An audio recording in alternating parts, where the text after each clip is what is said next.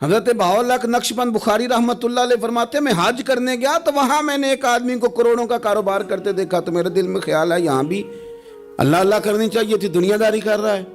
لیکن فرماتے ہیں حج سے فارغ ہوئے تو میں نے دیکھا وہی بندہ سارا کچھ رب کی بارگاہ میں خیرات کر رہا ہے، اور سینکڑوں غریب حاجی ہیں جن کو پورے پورے خرچے دے رہا ہے. تو میں نے وہیں اپنی سوچ سے توبہ کی کہ میں کہاں تھا.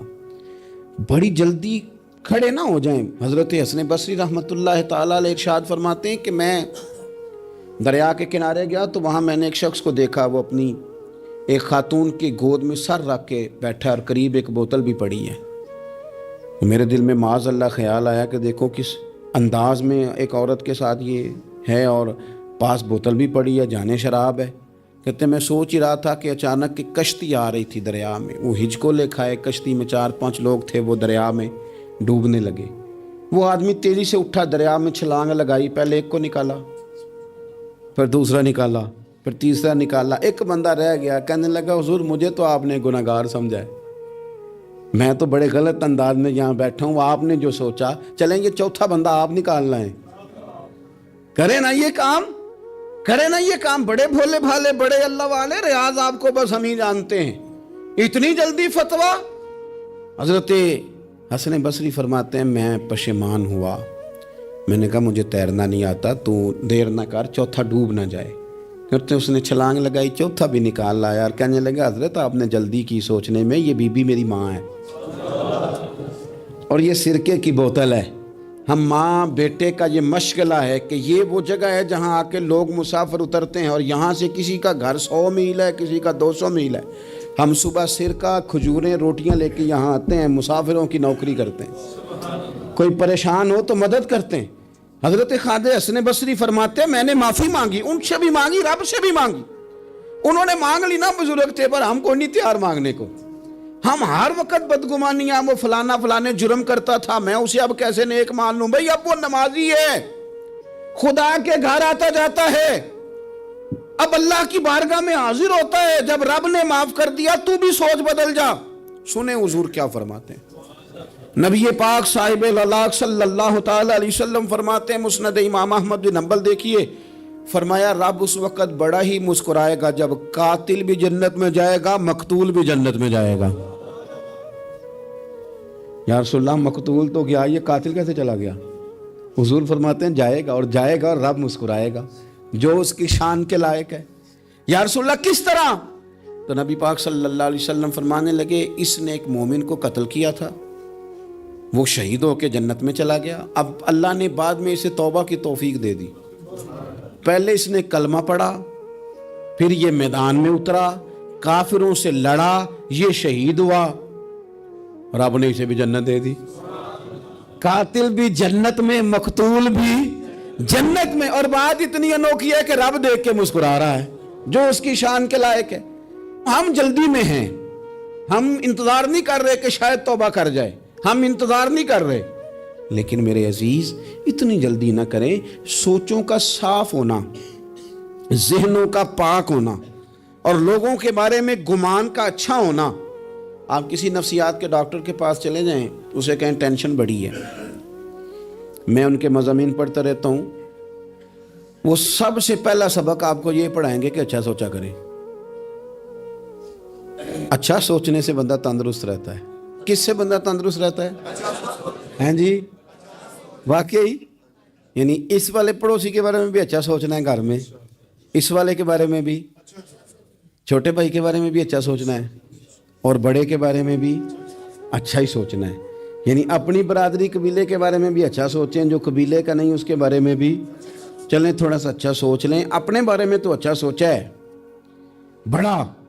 میں کہتا ہوں کہ ہم اپنی غلطیوں سمیت اپنے آپ سے بڑا پیار کرتے ہیں، اور دوسرے کی ایک غلطی نظر آ جائے تو ہمیں گھین آنے لگ جاتی ہے. آپ جلدی نہ کریں. مالک نے موقع دیا ہے بندوں کو، نہ وہ کسی کا رزق چھین رہا ہے، نہ سانسیں چھین رہا ہے، وہ اپنی زمین پہ چلنے بھی دے رہا ہے، رہنے بھی دے رہا ہے. تو جب اس نے موقع دیا ہے آپ بھی تھوڑا موقع دیں. اللہ بڑا کریم ہے، دروازے کھولے گا، اس کے بندے اس کی بارگاہ تک پہنچیں گے. بدگمانیاں اور پھر بدگمانیوں کا عروج، اور اس لیول تک جا کے بات کر دینے کا جہاں سے خوف آئے کہ یار یہ بات نہیں کرنی چاہیے تھی. رسول کائنات سرور دو عالم صلی اللہ تعالی علیہ وسلم فرماتے ہیں کہ اللہ مسکراتا ہے. دیکھو ہمارے ہاں نا ایک اور بھی مسئلہ بن گیا ہے.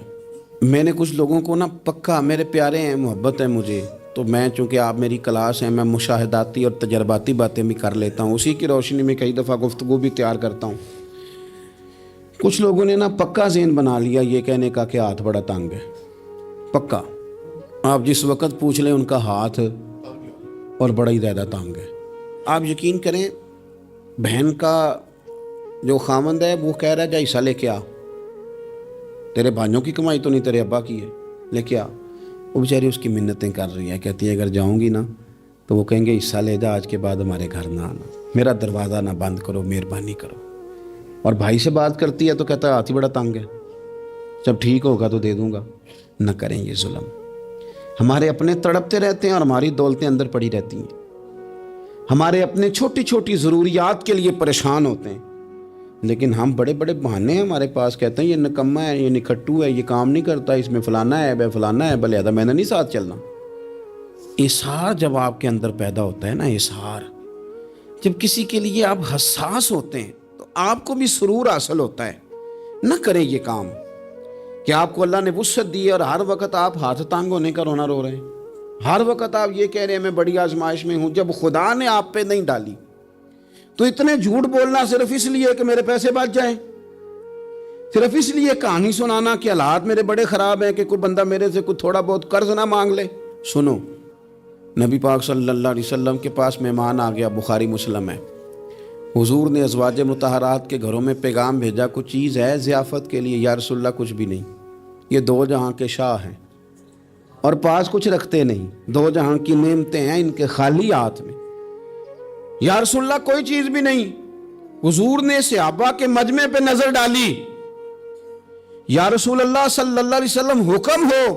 تو حضور فرمانے لگے تم میں سے کوئی بندہ ہے جو اسے گھر لے جائے روٹی کھلائے. ایک صحابی اٹھے فوراً، حضور میں لے کے جاتا ہوں کھانا کھلاتا ہوں. فرماتے ہیں میرے گھر میں صرف بچوں کا کھانا تھا، یہ نہیں کہ فریزر بھرا ہوا ہے نعمتوں سے، صرف بچوں کا کھانا. یہ نہیں کہ کسی کو دیکھ کے اپنی ہنڈیا پہ برتن دے لیا، صرف بچوں کا کھانا. کہتے ہیں گھر گیا، بیوی سے کہا کیا کیفیت ہے؟ کہنے لگی بچوں کی روٹی ہے. میں نے کہا بچے سلا دے، صبح ناشتہ کر لیں گے. تو کہنے لگی آپ کیا کھائیں گے؟ تو میں نے کہا نہ میں کھاؤں گا نہ تو کھائے گی، مہمان جو نبی پاک کا ہے. کہا اچھا، اب ذرا تجویز دیکھو میاں بیوی کی سوجھی آپس میں. کہتے ہیں کھانا لگا دینا، کیونکہ ایک آدھ بندے کا کھانا ہے. اپنی غربتوں کا ہر جگہ اظہار کرنا، رونا. یہ دیکھو غربت کیسے چھپائی جا رہی. اس کو کہا نہیں کہ چل تو تھوڑا رحم کھا، تو آیا ہے تو تھوڑا رحم کھا، یہ نہیں کہا. کہا اٹھ کے نا تو کھانا رکھنا اور اٹھ کے نا چراغ ٹھیک کرنے کے بہانے بجھا دینا. ہم دنیا والوں کے سامنے کیوں اپنے دکھ بیان کریں؟ ہم جو کہیں گے رب رسول کی بارگاہ میں کہیں گے. تو نا چراغ ٹھیک کرنے کے بہانے. اہلیہ اٹھی، کھانا دینے کے بعد چراغ ٹھیک کرنے کے بہانے بجھا دیا. خامد بھی ہاتھ چلاتے رہے، بیوی کبھی برتن رکھتی کبھی اٹھاتی، پتہ چلے کہ کھانا کھا رہے ہیں، کھانا کھایا جا رہا ہے. کہتے ہیں مہمان پیٹ بھر کے کھانا کھا گیا. یہ کام ہوا رات کے اندھیرے میں، اس وقت ہوا جب چراغ بھی بند تھا، اس وقت ہوا جب کوئی دیکھنے والا نہیں تھا، کسی پڑوسی کو بھی خبر نہیں تھی. فرماتے ہیں صبح کے اجالے میں اس مہمان کو لے کے مسجد نبوی میں نے قدم رکھا تو نبی کریم نے فرمایا رات جو تم نے کام کیا ہے نا اسے دیکھ کے میرا رب بڑا مسکرایا ہے، اللہ بڑا مسکرایا ہے. اللہ تر دامنی پہ شیخ ہماری نہ جائیے، ہم دامن نہ چھوڑ دیں تو فرشتے وضو کریں. یہ شان ہے صحابہ کی. نبی کریم علیہ السلام نے فرمایا رب رات مسکرایا تیرا یہ انداز دیکھ کے، اور اس نے قرآن نازل کیا وَيُؤْثِرُونَ عَلَىٰ أَنفُسِهِمْ وَلَوْ كَانَ بِهِمْ خَصَاصَةٌ. کچھ لوگ وہ ہیں جنہیں بڑی بھی ضرورت ہو تو دوسروں پر اثار کر دیتے ہیں، قربانی دے دیتے ہیں. رب مسکرایا ہے، اندر پیسے رکھے ہوئے ہیں، اندر پیسے رکھے ہوئے ہیں. اور بہن آ کے منت کر رہی ہے کہ بھائی حالات بڑے خراب ہیں، تھوڑی سی مہربانی کر. تو کہتے ہیں بہن پردہ ہی ہے بس، کیسے بتاؤں تجھے حالات، تجھے کیا بتاؤں کام کتنی مشکل سے چلتا ہے، یہ پردہ یہ بس. بہرحال اگر تو نے کہا ہے نا 50,000 تو میں زیادہ نہیں کوئی 20 کو دے دوں گا تجھے. وہ بھی خاصی نیکی کر کے، وہ بھی بتا سکھا کے، رات اماں پہ علیحدہ سے احسان چڑھاؤں گا، ابا پہ علیحدہ سے چڑھاؤں گا کہ تمہاری بیٹی کے ساتھ تعاون کر رہا ہوں، سارے علاقے کو ویسے ہی بتاؤں گا۔ اور وہ غریبنی بیچاری 20,000 لے کے گھر گئی ہے، پھر سفارشیں کر رہی ہے کہ مہربانی کرو۔ میں نے ایسے بھی دیکھے ہیں جو پہلے بیوی کو پکڑاتے ہیں، تو دے، اس لیے کہ پھر وزیر اعظم تو ڈنڈا نکال لے گا تو بڑا مشکل ہو جائے گا پھر گھر میں رہنا، لہذا وہ یہ تو آگے لگ۔ یہ کیا لہجہ ہے آپ کا؟ یہ تو کسی کو بھی دیں تو چھپا کے دینے کا حکم ہے، کسی کو بھی دیں تو ہمیں حکم یہ ہے کہ سیدھے ہاتھ سے دینا ہے، الٹے کو خبر۔ اور یہ جو بالکل ہی اپنے ہیں، ان پر تو پردہ پوشی آپ کے لیے ویسے ہی ضرورت تھی۔ میرے عزیز، رب مسکراتا ہے۔ میرے نبی پاک علیہ السلام نے یہ اعمال ہمیں بتائے جن پر اللہ مسکراتا ہے، خوش ہوتا ہے۔ اور بعض لوگوں کو حضور نے نامینیٹ کیا۔ حضرت سعد بن معاذ رضی اللہ تعالیٰ عنہ عظیم صحابی تھے۔ یہ وہ خوبصورت صحابی ہیں جن کے جنازے کو کندھا میرے نبی پاک نے عطا فرمایا، حضور نے کندھا عطا فرمایا۔ کمال ہو گئی، نرخ بازار محبت کا انوکھا ہی ہو گیا، خود خریداروں میں شامل آ کے مولا ہو گیا۔ حضور نے کندھا دیا۔ حضرت سعد بن معاذ رضی اللہ تعالیٰ عنہ کا جب جنازہ اٹھا، ان کی والدہ رو پڑی، بڑے درد سے روئی، ماں تھی نا۔ ان کی آواز جب حضور تک گئی تو نبی پاک نے فرمایا آنسوؤں کو روک لے، آواز کو کم کر لے، تیرے بیٹے کی تو جب روح پرواز ہوئی ہے تو رب مسکرایا ہے۔ جس کے آنے پہ رب راضی ہو، مسکرا دے جو اس کی شان کے لائق ہے۔ یہ تو وہ لوگ ہیں کہ جن کے جانے پر نا رب، وہ کسی نے کہا تھا کہ میرے مرنے پہ ہر سو شور مچ جائے گا، دیکھو گے میرے مرنے پہ ہر سو شور، تمہیں پتہ چل جائے گا جب ہم جائیں گے، میرے مرنے پہ ہر سو شور مچ جائے گا، دیکھو گے، اور کہنے الوداع سرکار خود تشریف لائیں گے۔ اور درویش کہنے لگے بعد مرندے مکھڑا میرا ہو جاوے جے تازہ، پھر سمجھ لینا محبوب میرے نے آن پڑے ہے جنازہ۔ اور عاشق کا جنازہ ہے، ذرا دھوم سے نکلے اور محبوب کی گلیوں سے ذرا گھوم کے نکلے۔ فرمایا کہ ان کے تو جانے پہ رب کریم۔ اور حضور نے ایک دعا بھی دی۔ حضرت ابو طلحہ، حضرت طلحہ رضی اللہ تعالیٰ عنہ صحابی تھے، ان کا وصال ہو گیا تو حضور نے دعا بھی دی۔ فرمایا یا اللہ جب میرا طلحہ ہے نا تو اس سے مسکرا کے بات کرنا، یہ تجھ سے مسکرا کے بات کرے جو تیری شان کے لائق ہے۔ تو اللہ تعالیٰ غائب درجے راضی ہوتا ہے۔ ایک دفعہ پھر بات دہراتا ہوں، جو میدان میں ڈٹ کے شہید ہو رب اسے دیکھ کے مسکراتا ہے، جو اس کی شان کے لائق۔ جو توبہ صحیح کریں، سچی کریں، رب انہیں دیکھ کے مسکراتا ہے جو اس کی شان کے لائق ہے۔ جو نماز کے لیے صفیں بنائے رب انہیں دیکھ کے مسکراتا ہے۔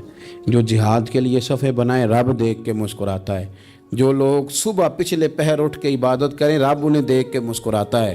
اور جو کبھی کبھی بھوکے رہ کے دوسروں پر قربان کر کے احسار کر دیں رب انہیں دیکھ کے مسکراتا ہے۔